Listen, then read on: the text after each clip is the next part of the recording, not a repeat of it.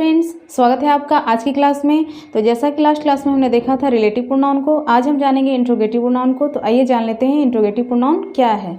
Interrogative pronoun को हिंदी में कहते हैं प्रश्नवाचक सर्वनाम। बहुत ही आसान है। जिस सर्वनाम का प्रयोग प्रश्न पूछने में किया जाए उसे हम कहते हैं प्रश्नवाचक सर्वनाम। इंग्लिश में से कह सकते हैं the pronoun which is used in asking question it is called interrogative pronoun. The pronoun which is used in asking question, प्रश्न पूछने में जिस सर्वनाम का प्रयोग किया जाए वो क्या कहलाता है? प्रश्नवाचक सर्वनाम कहलाता है। फॉर एग्जाम्पल हु, हुम, हुज, विच और वाट, ये सभी आपको दिख रहा है 5, हु, हुम, हुज, विच और वाट। ये किसी भी सेंटेंस के प्रारंभ में फर्स्ट पोजीशन पे आता है और उस समय ये क्या करता है? प्रश्न पूछने का काम करता है। इसीलिए क्या कहलाता है? Interrogative pronoun. ये जिस भी वाक्य में आएंगे तो कहाँ आएंगे? वाक्य के शुरुआत में पहले आएंगे और क्या बन जाते हैं उस समय? ये इंट्रोगेटिव प्रोनाउन बन जाते हैं। तो एक एक करके जान लेते हैं हु, हुम, हुज, विच और वाट का प्रयोग कहाँ होता है, कब होता है और किस लिए होता है। तो सबसे पहले हम जानते हैं यूज ऑफ हुम, हुज और हु, हुम और हुज जान लेते हैं। हु का प्रयोग कौन के अर्थ में, हु का प्रयोग किसके लिए किया जाता है? जब आपको बोध कराना हो कौन, कौन का बोध कराने के लिए और साथ ही सब्जेक्ट का पता लगाने के लिए।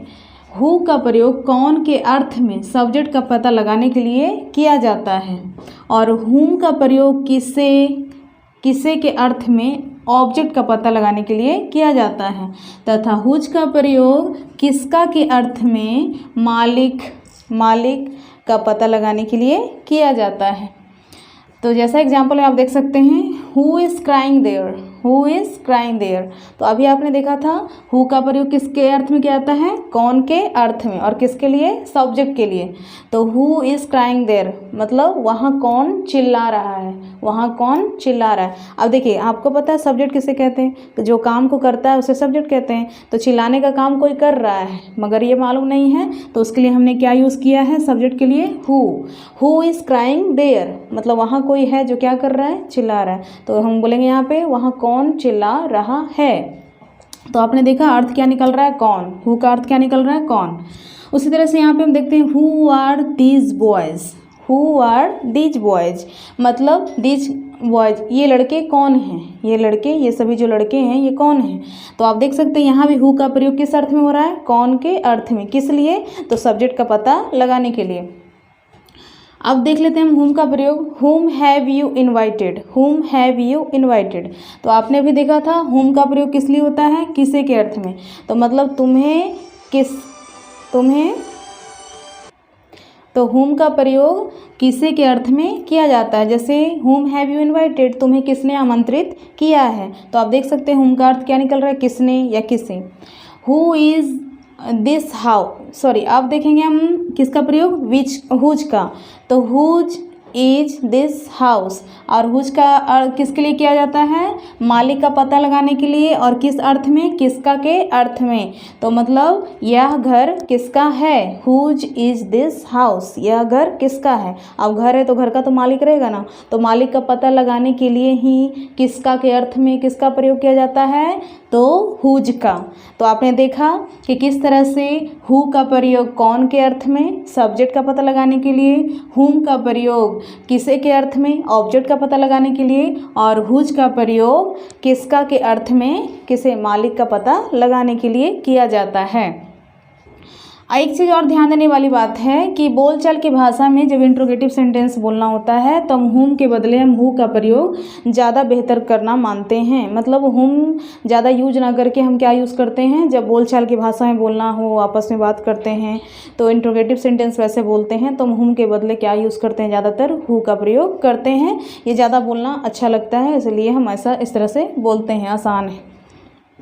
आगे देख लेते हैं यूज ऑफ विच। विच का प्रयोग कब होता है? तो विच का प्रयोग जो है वो कर्ता और कर्म यानी सब्जेक्ट और ऑब्जेक्ट दोनों का पता लगाने के लिए किया जाता है। खासकर जब विकल्प हो, चॉइसेस ज़्यादा हो हमारे पास तो उस स्थिति में हम विच का प्रयोग करना ज़्यादा बेहतर मानते हैं। तो विच का प्रयोग सब्जेक्ट और ऑब्जेक्ट दोनों के लिए किया जाता है, दोनों का पता लगाने के लिए किया जाता है, खासकर हमारे पास जब विकल्प ज़्यादा हो तब।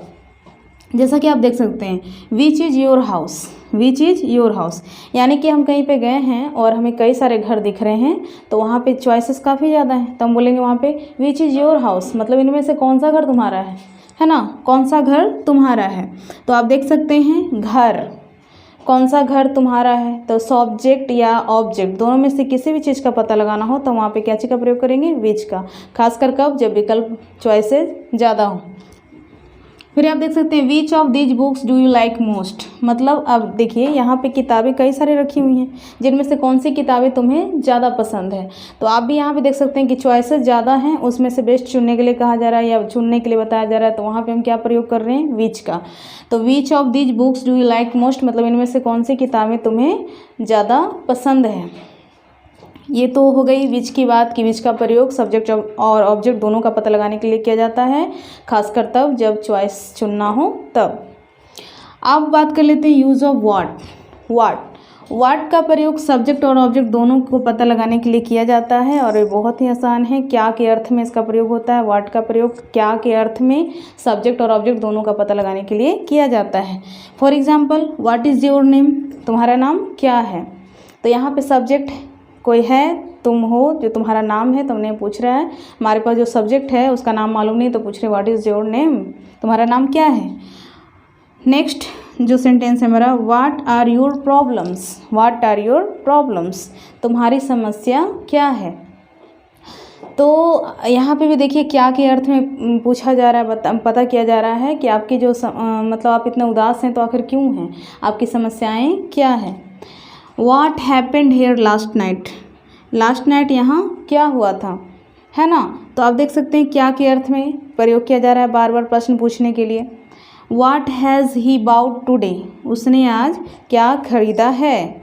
तो इस तरह से आपने देखा कि जितने भी वाट जहाँ पे भी लगे हुए हैं उस सबके अर्थ निकल रहे हैं क्या, और ये जितने भी वार आए हैं, वाट हो, हु, हुम, हुज, विच, ये जो भी आ रहे हैं शब्द किस हमेशा सब सेंटेंस के कहाँ आ रहे हैं, प्रारंभ में आ रहे हैं, शुरुआत में आ रहे हैं, और क्या कर रहे हैं, ये प्रश्न पूछने का काम कर रहे हैं। इसलिए सभी के सभी क्या होंगे, इंट्रोगेटिव प्रोनाउन होंगे। साथ ही साथ आपने ये जाना कि इनका प्रयोग कब होता है और किसके लिए होता है। तो आज के लिए इतना ही। यदि आपको वीडियो अच्छा लगे तो लाइक शेयर सब्सक्राइब भी जरूर कर दें, और इससे संबंधित आपको कुछ प्रश्न दे दिए जाएंगे डिस्क्रिप्शन में, जिससे आप बनाएं और अपना कॉन्फिडेंस बिल्ड करें।